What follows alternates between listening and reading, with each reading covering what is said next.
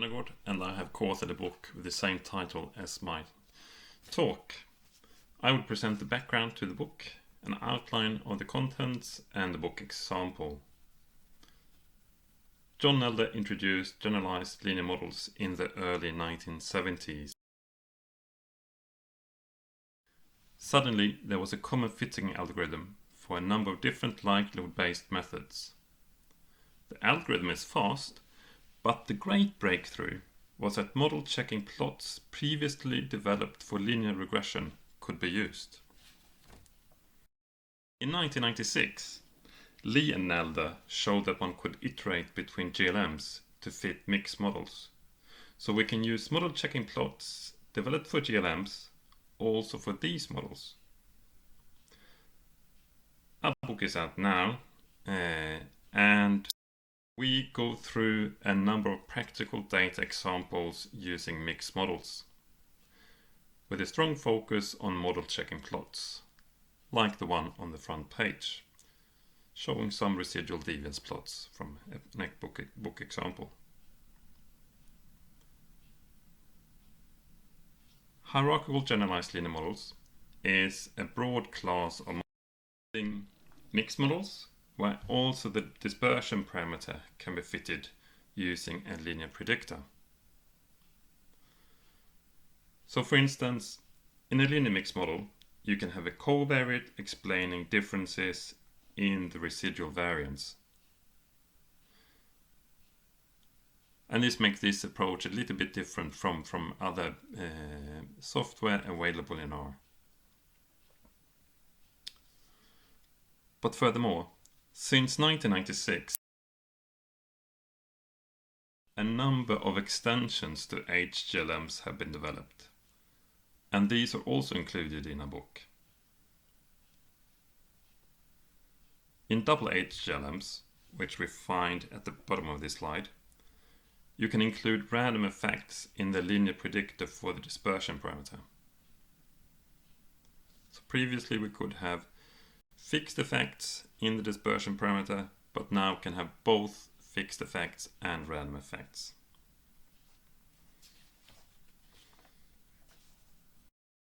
Where we can include random effects in the dispersion parameter and why this is useful.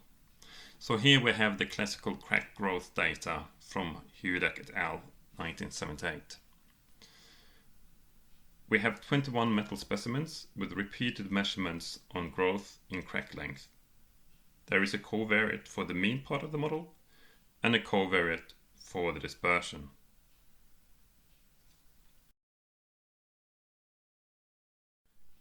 Here we have the data, which we assume to be gamma distributed. There are 9 repeated observations on each of the 21 specimens. So we see how the crack length develops over time when we go from left to right in the picture.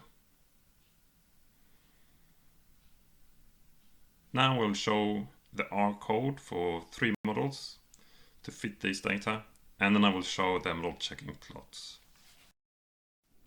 We could fit a gamma GLM using the basic GLM function in R, but we should also account for the longitudinal nature of the data by including specimen as random effect, which we can do in the DHGLM package.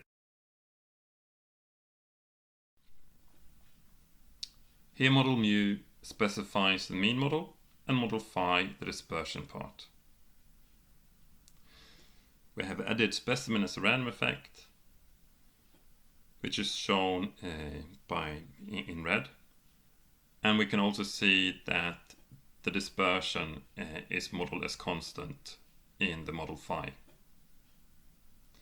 After specifying the 2 parts of the model, this information is included in the fitting function DHGLMFit.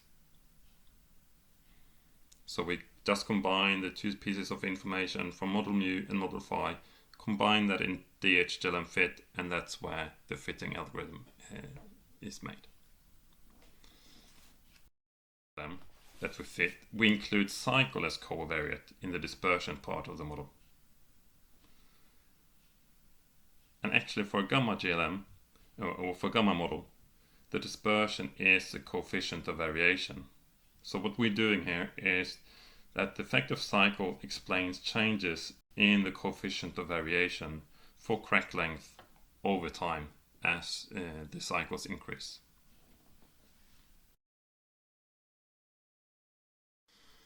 We then specify a double HGLM by including specimen also as random effect in the dispersion part of the model. So here we have added specimen as random effect in model 5. Let's have a look at the model checking plots for these three models: HGLM1, HGLM1, HGLM2 and DHGLM1.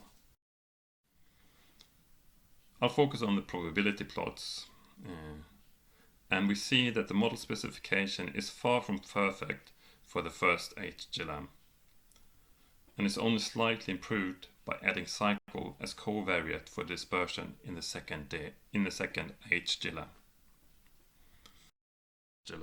With a random effect in the dispersion part, the model specification seems to be adequate, since the deviance residuals are found along the straight line in the plot. And we have finally got a model we can rely on.